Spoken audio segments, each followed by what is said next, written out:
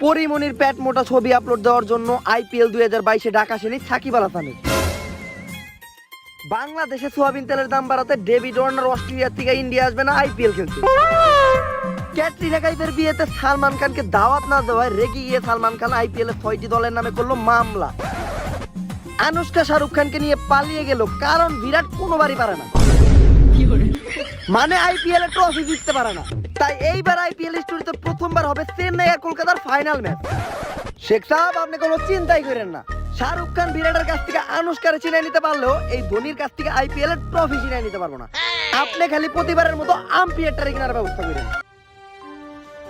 Breaking news, IPL 2022-এ এবার সরাসরি final match খেলবে চেন্নাই ভার্সেস কলকাতা। কিন্তু চেন্নাইয়ের জন্য একটি দুঃসংবাদ যে শাহরুখ খান আনুষ্কাকে খুশি করার জন্য কিনে নিয়েছে সর্বোচ্চ দামে সবচেয়ে ভালো প্লেয়ারগুলোকে, তার মধ্যে মেসি এবং নেইমার অন্যতম। শেখ সাহেব আইপিএল এর সব প্লেয়ার তো আনুষ্কারে খুশি করার লেগে শাহরুখ খান কিনা রাখছে, আর আমরাও যদি এবার আইপিএল জিততে যাই তাহলে আমাকেও একটু বেশি বাজেটে ভালো ভালো প্লেয়ার কিনতে হইব। হ্যালো, কি দুবাইতে আমার তেলে পাম্পে আগুন লাগছে, প্রায় 300 কোটি টাকা লস। কইমা গেছে বাজেট? বাজেট কমছে তো দূরের কথা, আমার তো আর কোনো বাজেটই নাই।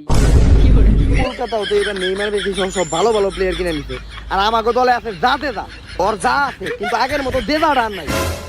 শেখ সাহেব এমন হইতে পারে এবার আপনারও খেলতে হইতে পারে। আমি খেলবো কেমনে, আমার তো অল্পতেই ওষুধ লাগে। শেখ সাহেব আমি আইপিএল খেলার কথা বলছি। এইবার আমাকে কলকাতার সাথে জিততে হলে কিছু স্ট্রং প্লেয়ার দরকার, আর যেহেতু আমাকে বাজেট কম তাই অনলাইনে একটা নিয়োগ বিজ্ঞপ্তি দিয়ে দেন যে চেন্নাই সুপার কিং এ কিছু স্ট্রং প্লেয়ার দরকার। গাইস, আপনারা আমারে কেন সাপোর্ট করেন না কেন? আমি আপনাদের 15 সেকেন্ডে কত সুন্দর সুন্দর ভিডিও দিই টিকটকে, যার 7 সেকেন্ড কন্টেন্ট আর 8 সেকেন্ডই স্লোমো, তাও আপনারা আমারে কেন সাপোর্ট করেন না? শেখ সাহেব আপনি কোন জায়গায় বিজ্ঞপ্তি দিয়েছিলেন? বাজেট কম তো তাই টিকটকে দিছিলাম। ফার্স্ট, ক্রিকেট সম্বন্ধে তোমার কি ধারণা?